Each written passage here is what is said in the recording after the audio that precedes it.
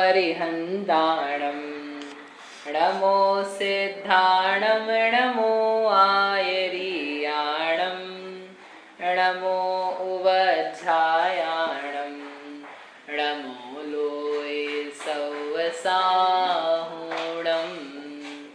नमः श्रीवर्धमानाय निर्धूतकलिलात्मने सालोकानां त्रिलोकानां यद्विद्यादर्पणायते। ये मांगलिक ग्रंथ है, श्री रत्नकरण श्रावकाचार्य है, इसके रचयिता आचार्य भगवान श्री समंतभद्र स्वामी हैं।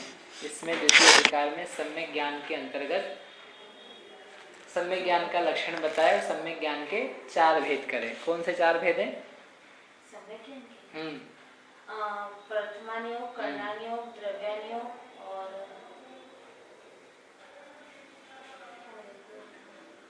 प्रथमानियोग, कर्णानियोग, चरणानियोग और द्रव्यानियोग। इसमें से दूसरा कर्णानियोग अपन यहाँ देख रहे थे। कर्णानियोग में किसका वर्णन है? लोकालोक विभक्तेर युग परिवृत्तेर चतुर्गति नाम, और कर्म चतुर्गति के माध्यम से कर्म भी ले लेना कि कर्म जो है वह 4 गतियों के भ्रमाने में कारण बनते हैं। 4 गतियां हैं क्योंकि कर्म हैं, कर्म नहीं होते तो 4 गतियां भी नहीं होती। तो यहाँ ये मोक्षा प्रकाशक ग्रंथ के आधार से प्रयोजन देखा था अपन ने, पेज नंबर 269 वो अपन देख रहे थे। तो कल ये दिखाया था कि इसका वर्णन करने से जीव धर्म में कैसे लग जाएगा। तो क्या बताया था कि विशेष भेद जानता है, गुणस्थान मार्गणा वगैरह, तो उसको समझ में आता है कि हमें किस प्रकार से धर्म में लगने की स्थिति हो सकती है, जीवों की अवस्थाएं कैसी अलग अलग है, स्वर्ग नरक कहाँ पर है, यानी स्वर्ग नरक की वास्तव में स्थिति है, वे सद्भाव रूप हैं, उनका अभाव नहीं है। कई लोग तो ऐसा भी कह रहे थे कि कोई स्वर्ग नरक अलग से नहीं है, ये जो अपना लाइफ है या पृथ्वी है यही स्वर्ग है, यही नरक है। आप अच्छे से रहो तो क्या है? स्वर्ग है। और आप बुरे से रहोगे तो क्या है? बहुत ज्यादा मारपीट झगड़ा करके रहोगे तो क्या हो जाएगा? यही नरक है। बाकी अलग से कुछ स्वर्ग नरक नहीं होता है। तो जब ये 3 लोक संबंधी चीज अपन पढ़ते हैं, समझते हैं, तो समझ में आता है कि नहीं, ऐसा नहीं है। एक अलग से स्थिति ही है, एक स्थान है जहाँ पर नरक रूप अवस्था पाई जाती है, और वहां पर पैदा होने वाले जो जीव हैं संगी पंचेंद्रिय, वे अनेक प्रकार के दुखों को भोगते हैं विशेष रूप से। जैसे दुख यहाँ नहीं भोगने में आ सकते, वो दुख यहाँ पर असंभव है भोगना। एक जीव को आप 10 बार फांसी पे नहीं लटका सकते हो, यद्यपि ऐसी सजा दे दी जाती है कभी कभी कि इसको 10 बार फांसी पे लटकाया जाए, 5 बार लटकाया जाए, इसने इतने गुनाह करे। तो 1 बार लटकाएंगे तो मर जाएगा, और 5 बार लटका के तो लोगों को एक बताया कि इसका जुर्म जो था वो बहुत खतरनाक था, बाकी उसको तो 1 बार ही मिला है दुख। लेकिन वहाँ नरक में तो 5 बार ही फांसी हो सकती है, और 5 बार जिंदा ही रहेगा। वो जिंदा मतलब मरेगा फिर जिएगा, मरेगा फिर जिएगा, मरण जैसा हो जाएगा, पूरा मर नहीं जाता। ऐसे ही काटना, छेदना, भेदना, मतलब उसके दुखों की कथा सुनो तो समझ में आ जाए कि ऐसा दुख यहाँ तो हो ही नहीं सकता। उसके लिए विशेष रूप से अलग ही टाइप होना चाहिए और अलग ही स्थान होना चाहिए, यहाँ देखने में नहीं आता है। इसी प्रकार स्वर्ग आदि की स्थिति, कहने का अर्थ ऐसा जान करके जीव पाप से विमुख होकर के धर्म में लगता है। अब जब धर्म में लगता है तो 2 प्रकार से धर्म समझना। एक तो होता है पुण्य रूप धर्म, और एक होता है निज आत्मा के अनुभवन रूप शुद्ध धर्म, शुद्धोपयोग रूप स्थिति।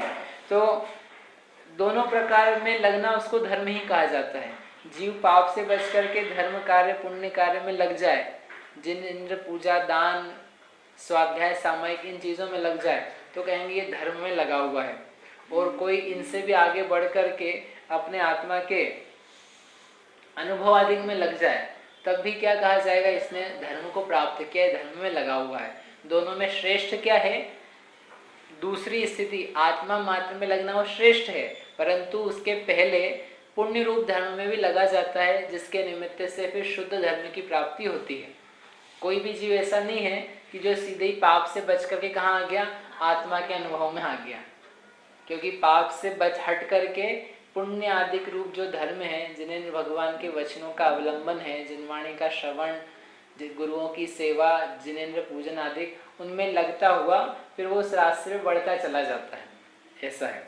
जैसे यहाँ से जाना हो तो सीधे ही कोई शिखर जी जाना है तो यहाँ से सीधे शिखर जी नहीं पहुँच जाएगा, अपने घर का त्याग करके फिर रास्ते का अवलंबन ले करके आगे बढ़ता हुआ फिर वहाँ जाता है।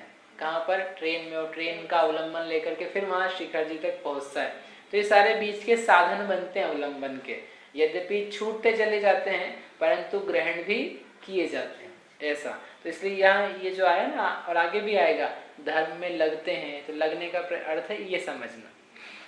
तथा आगे पढ़ते हैं, नीचे से दूसरी लाइन है, ऐसे विचार में उपयोग रम जाए तब पाप प्रवृत्ति छूटकर स्वयमेव तत्काल धर्म उत्पन्न होता है। ऐसे विचार में यानी ये जो कर्णन योग में सिद्धांत बताए हैं, कर्म संबंधी सिद्धांत, गुणस्थान मार्गणा संबंधी सारा विस्तार से विवेचन, 3 लोक संबंधी बातें, इनमें क्या है, वास्तव में यदि जो थोड़ा सा बुद्धिमान हो उसको समझे पड़े तो उसमें रम मन बहुत जल्दी जाता है। रमने का अर्थ ये है कि उसमें उपयोग लग जाता है, ठहर जाता है, लंबे समय तक वो उसको अध्ययन करता रहे तब भी उसका मन ऐसा नहीं होता कि बहुत बहुत हो गया। जैसे अभी हम समझो कोई दूसरा कोई ग्रंथ पढ़ें और पढ़ करके आधी घंटा 1 घंटा पढ़ लेता, आपको ऐसा लगेगा कि बहुत पढ़ लिया, अब बस करो इसको, अपन कुछ और करें, कुछ और ही शुभ क्रिया करें भले। लेकिन कर्णन योग के विषय में एक ऐसी विशेषता है कि उसको कोई व्यक्ति घुस करके पढ़े तो 2, 4, 5 घंटे भी करता रहे तो उसको ऐसा नहीं लगेगा कि अरे बहुत टाइम निकल गया, मतलब बहुत देर हो गई, 1 घंटा, मतलब अपना सिर बहुत हो गया, अब बस अब नहीं पढ़ सकते, अब नींद आने लगी, अब बोर हो गए, ऐसा नहीं लगेगा। अन्य ग्रंथों में भी ऐसा होना नहीं चाहिए, लेकिन सामान्य स्थिति बता रहे हैं। तो कर्णन योग के विषय ही ऐसे हैं, जब उसको लेकर के बैठता है और समझने में आने लग जाते हैं तो वह लगा रहता है, क्योंकि उसमें नया नया प्रमेय आता रहता है, नई नई चीजें आती रहती है। अन्य जो आगम है उसमें तो क्या है, जैसे द्रव्यानुग समझो तो उसमें चिंतन आपको स्वयं को काफी सारा करना है, आपको स्वयं को उसकी भाव भासना बनानी है, तो उसमें चिंतन ज्यादा है, शास्त्र का पढ़ना अल्प है, और उसमें विषय नया नया बहुत ज्यादा नहीं मिल पाएगा, लेकिन आपको स्वयं नया विषय पैदा करना है। पैदा करने का मतलब ये है कि लिखी 2 पंक्तियां हैं, उसके माध्यम से उसका विस्तार करके समझना है कि वास्तव में इसी प्रकार कैसे है। जैसे कहा आत्मा शुद्ध है, आत्मा शुद्ध स्वभावी है, अब इसका विस्तार आपको खुद को ही करना है, कैसे समझना है उसको। तो उसमें मन क्या है, बहुत देर तक नहीं लग पाता जीवों का, लेकिन कर्णन योग में निरंतर नया नया, यहाँ पर ये 3 लोक यदि पढ़ा जाए, अधोलोक में ऐसा ऐसा है, इसकी लंबाई इतनी है, चौड़ाई इतनी है, मोटाई इतनी है, इसका गुणा क्या, क्षेत्रफल निकाला, फिर ये से इतना बड़ा है, उसके अलावा फिर यहाँ पर ये जीव रहते हैं, इनको ऐसा दुख मिलता है, सुख मिलता है, उत्पत्ति ऐसे होती है, जो हमें ज्ञात नहीं है और जो हमारी जिज्ञासा है उन संबंधी होता है। तो इसलिए उन्होंने लिखा कि ऐसे विचार में यदि उपयोग रम जाए तब पाप प्रवृत्ति छूटकर स्वयमेव तत्काल धर्म उत्पन्न होता है। तो जब मन लग गया, तो मन लगने पर अब पाप प्रवृत्ति छूट गई। जो अपने को विचार आ रहा था कि अभी काम करना है, घूमने जाना है, भोग करना है, भोजन आदि ग्रहण करना है, अथवा पैसा कमाना है, या जो विषय तृष्णा थी, तो वो अपने आप सिमट गई, क्योंकि जब मन लगा है शास्त्र में, उसके उपयोग में, बस तत्संबंधी विषय ही चल रहा है, तो चलने पर पाप प्रवृत्ति नहीं चलती, मन की चंचलता छूट जाती है, जो 5 इंद्रियां हैं उनके विषयों में मन नहीं जाता है, कषाय मंद हो जाती है।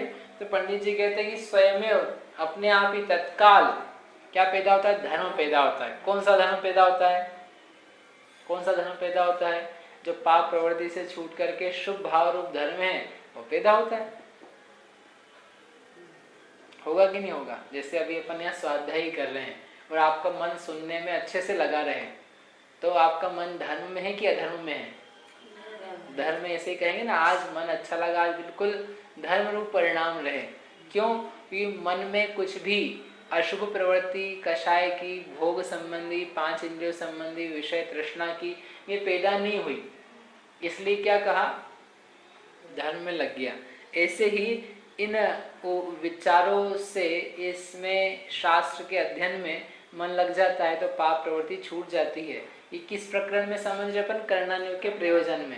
ये कर्णान्योग का प्रयोजन क्या है? पाप छुड़ाने का प्रयोजन है, धर्म में लगाने का प्रयोजन है, तो इस प्रकार से लग जाता है। ठीक। और उस अभ्यास से, अब आगे इसका और बड़ा फायदा, उस अभ्यास से तत्व ज्ञान की प्राप्ति शीघ्र होती है। तत्व ज्ञान की प्राप्ति यानी अब वो जो आत्मा का संवेदन, सम्यक दर्शन, ज्ञान, चारित्र है, उसकी प्राप्ति की कह रहे हैं कि तुम्हारा सात तत्व संबंधी सही सही ज्ञान बन जाए। जो जीवादिक सात तत्व संबंधी भूल बताई है वो भूल निकल जाए, तो जब इस प्रकार के निर्मल परिणाम हुए, उपयोग उसमें लगा, तो बुद्धि की बनती है सूक्ष्मता। सूक्ष्मता के साथ में पदार्थों को देखने का एक समीचीन व्यू पैदा होता है, और उसके कारण से सात तत्व संबंधी जो भूलें थी वो भी विगलित होना चालू होती है। और उसके साथ में फिर आगम अध्यात्म का अभ्यास करता है तो उसको सही सही समझ में आता है, तो तत्व ज्ञान की प्राप्ति शीघ्र हो जाती है।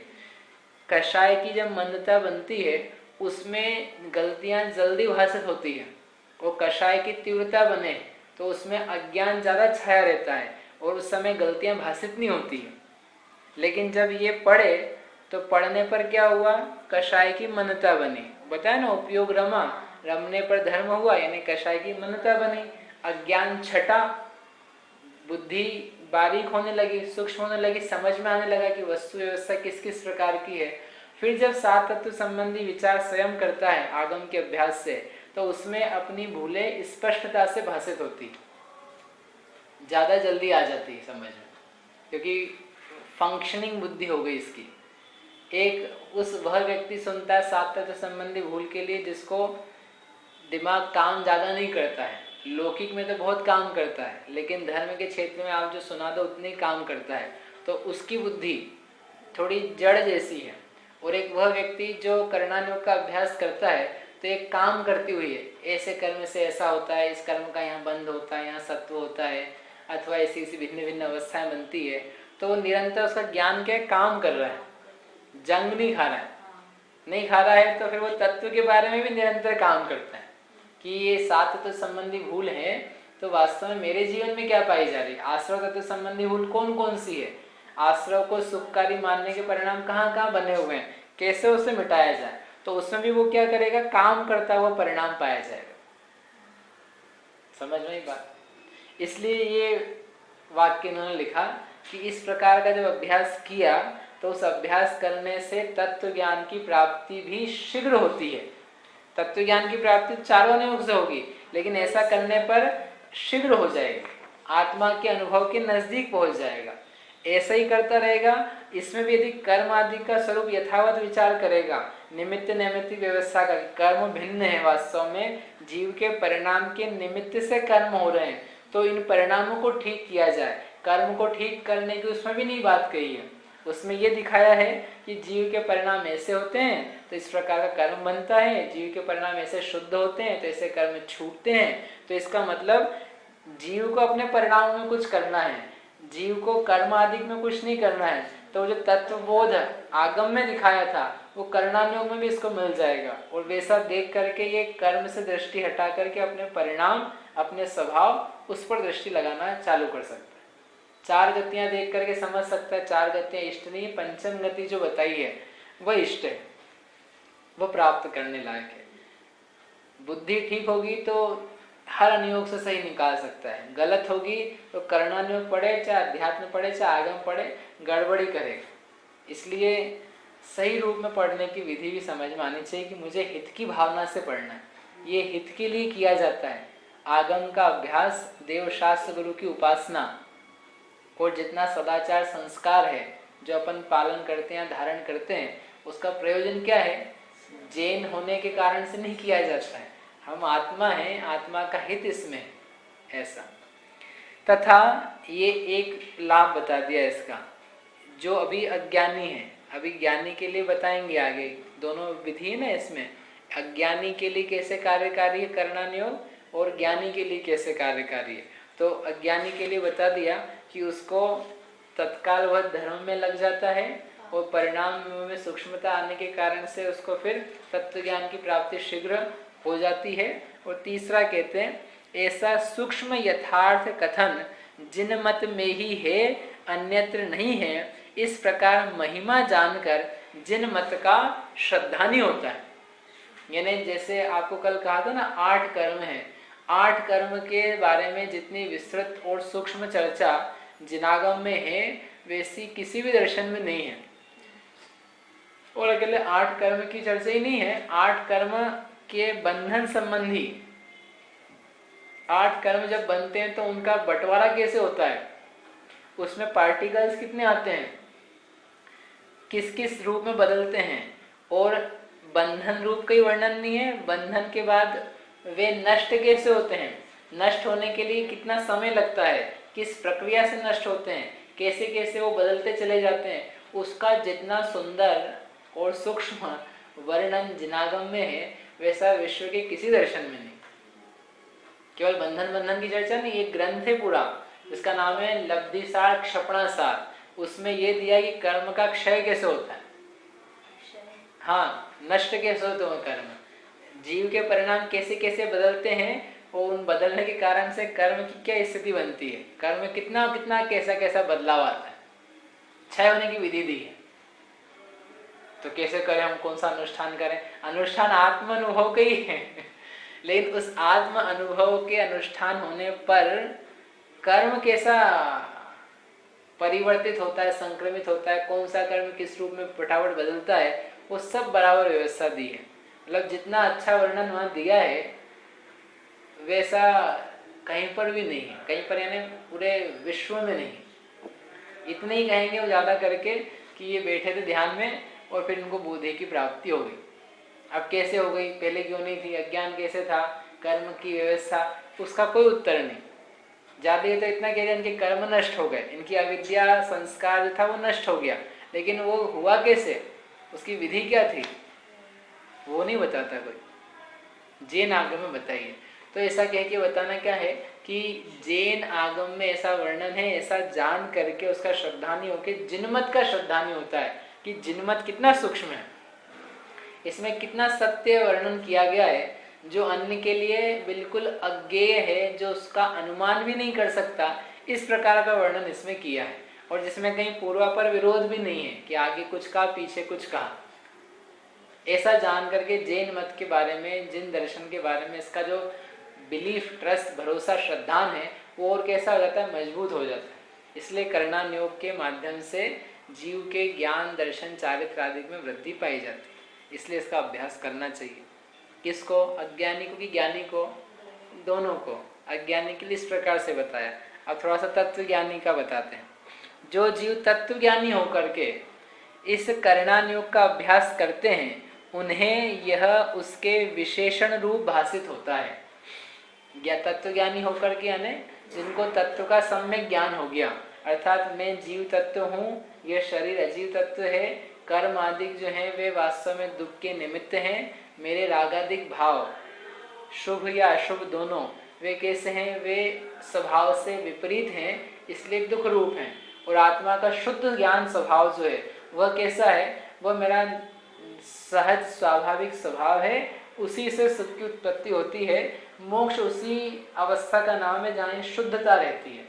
ऐसा जिसने जान लिया, मान लिया, अनुभव लिया, आश्रम में दुख रूप बुद्धि जिसकी वास्तविक पैदा हो गई, ऐसा वह तत्वज्ञानी क्यों इसका अभ्यास करे, तो हो गया तत्वज्ञानी। तो कहते हैं कि वह भी अभ्यास करता है और करके क्या समझता है, यह करणान योग उसको विशेषण रूप लगता है। विशेषण रूप यानी जैसे जीव जाना, मैं जीव हूं।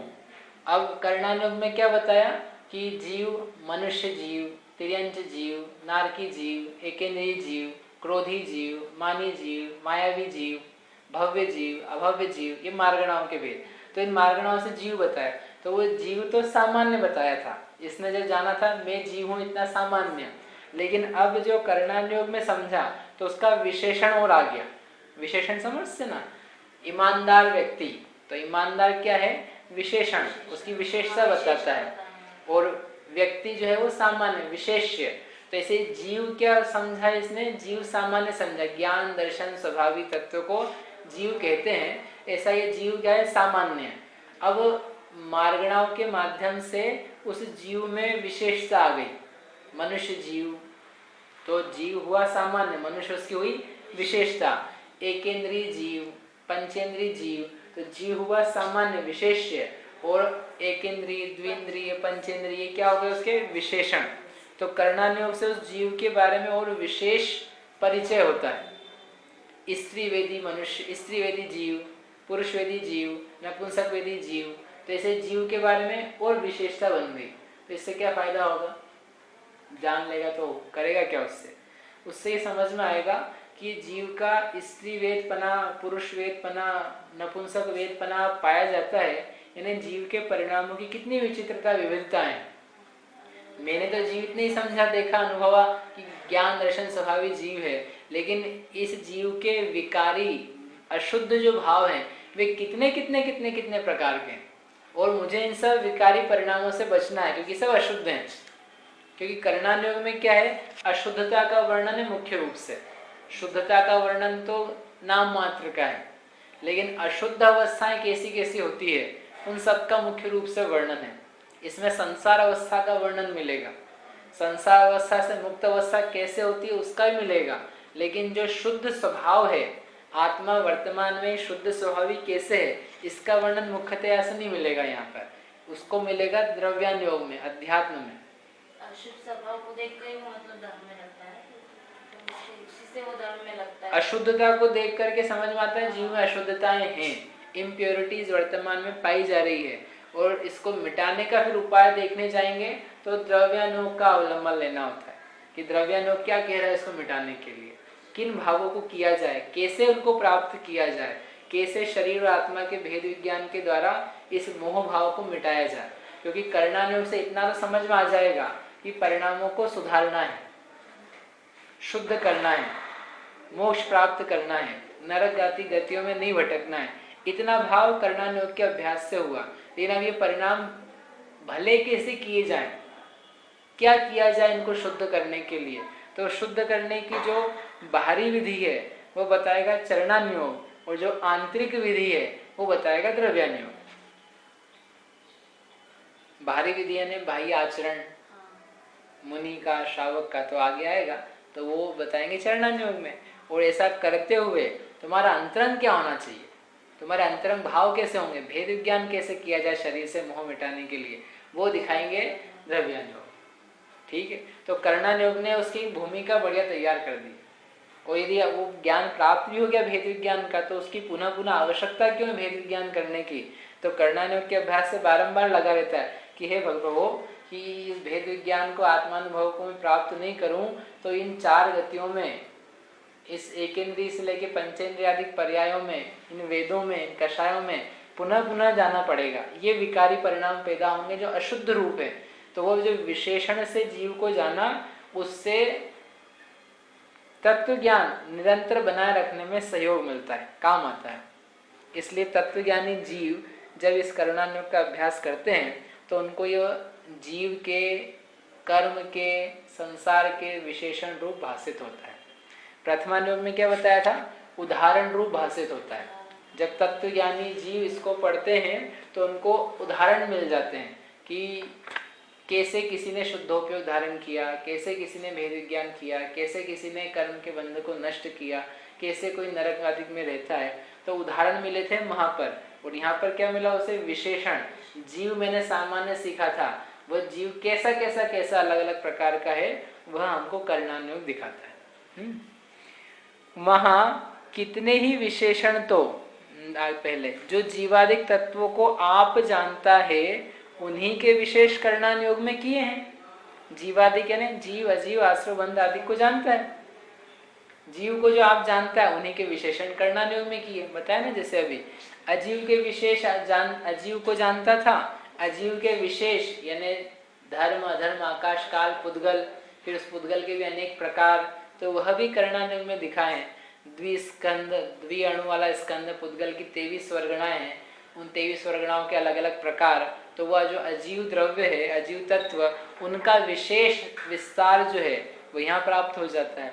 ऐसे ही आश्रव है, तो आश्रव सामान्य समझा था, अब उस आश्रव में भी अनेक प्रकार के आश्रव हैं, मिथ्यात्व, अविरक्ति, प्रमाद, कषाय, योग, उन योगों के और 15 प्रकार, मिथ्यात्व के 5 प्रकार, और फिर कर्म का भी उस प्रकार से विविध रूप से परिणमन।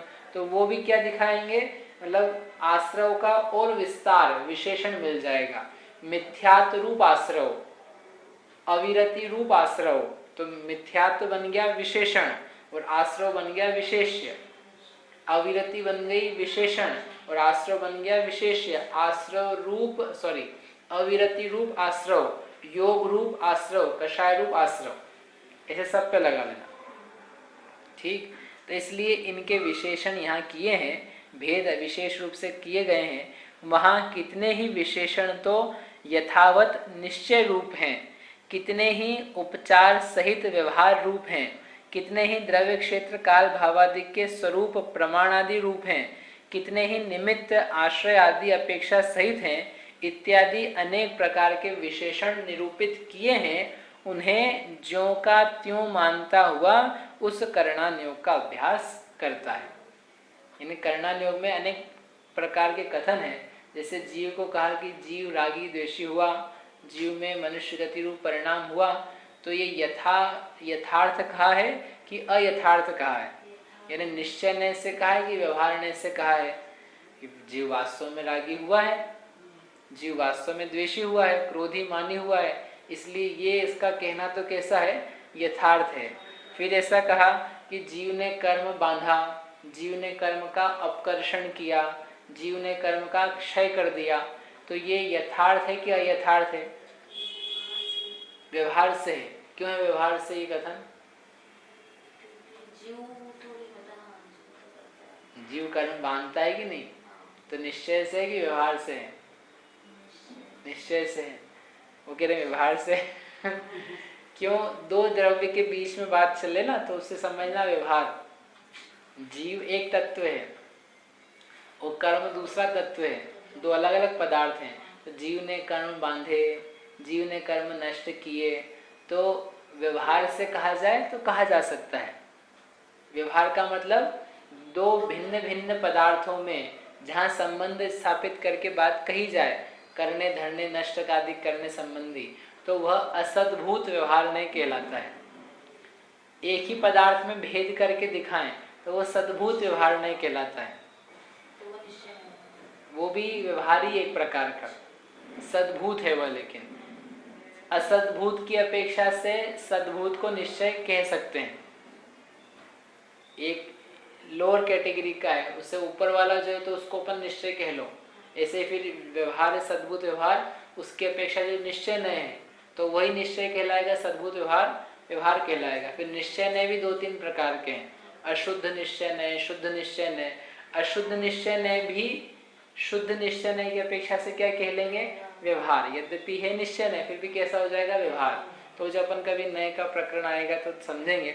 अभी तो यहाँ इतना सा बताना था हमें कि कर्णानुयोग में मिला करके भी कथन करेंगे। मिला करके यानी दो द्रव्यों के आपस के संबंध का। जीव ने कर्म बांधे, जीव ने कर्म क्षय किए, कर्म का अपकर्षण उत्कर्षण किया इत्यादि, ये सब जो कह रहे हैं, तो आज तक जीव को पता ही नहीं पड़ रहा है कर्म में कैसे बांध रहा हूँ। कर्म बांधते आपने सोचा भी बांधूं मैं, अपकर्षण करूं, खींचूं कर्म को, फैला दूं, नष्ट करूं, लेकिन ऐसी भाषा प्रयोग की जाती है और ऐसा कहा जाता है क्योंकि ताकि जीव को समझ में आ जाए। वास्तव में जीव जीव का परिणाम करता है और उसी परिणाम के समय वहाँ पाया जाने वाला जो कार्मण वर्गणा रूप कच्ची सामग्री है वह कर्म रूप परिवर्तित हो जाता है। ऐसा दोनों का समकाल देख करके कहते हैं कि जीव ने कर्म बांधे अथवा जीव ने कर्म का फल भोगा इत्यादि। तो ये कथन हुआ उपचार रूप। तो इसको वैसा समझता है व्यक्ति कि ये वास्तव में इस प्रकार का है, इसमें व्यवहार से कथन किया है, परंतु जीव ने अपने परिणाम किए हैं, कर्म का अपना परिणाम पाया जा रहा है।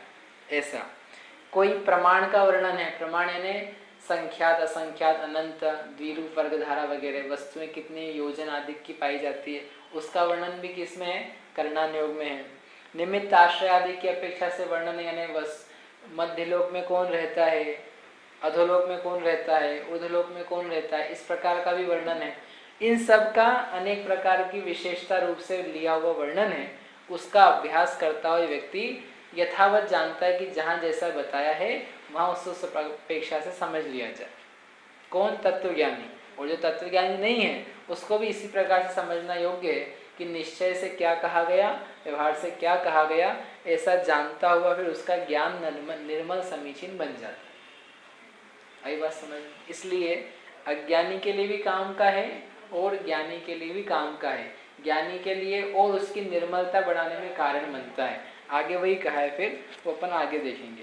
ये कि अभी सामान्य जानता था, अब और विशेष जानेगा तो उसको और क्लैरिटी आएगी।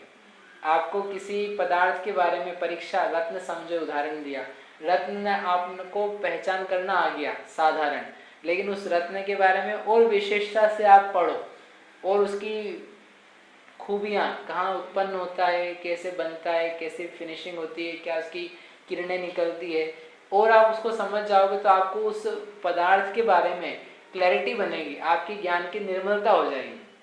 तो पहले भी आप समझते थे, लेकिन अब जो समझ रहे हो उसमें और विशेषता है। ऐसे ही तत्वज्ञानी हो गया, परंतु तत्वज्ञानी होने के बाद में और उस विशेषण सहित पदार्थों को जाना, कर्म आदि को जाना, स्वभाव को जाना, शुद्धता को जाना, तो उसके कारण से उस जानने में, श्रद्धा में और स्पष्टता आती है, निर्मलता बनती है, दृढ़ श्रद्धा पैदा होता है, फिर उसको डिगा नहीं सकता कोई व्यक्ति। ऐसा इसका फल होता है, इसलिए करणानुयोग विशेष काम का बनता है। अब इसके बाद अपन, इसमें थोड़ा सा बचा है, वो कल करके चरणानुयोग क्या कहता है, उसकी विधि क्या है, उसका प्रयोजन क्या है, उसको अपन देखेंगे। इसमें कोई प्रश्न है तो आप पूछ लीजिए। जावाणी के ज्ञान ते सूझे लोकालो, सो वाणी मस्तक नभो सदा देत हो ढो।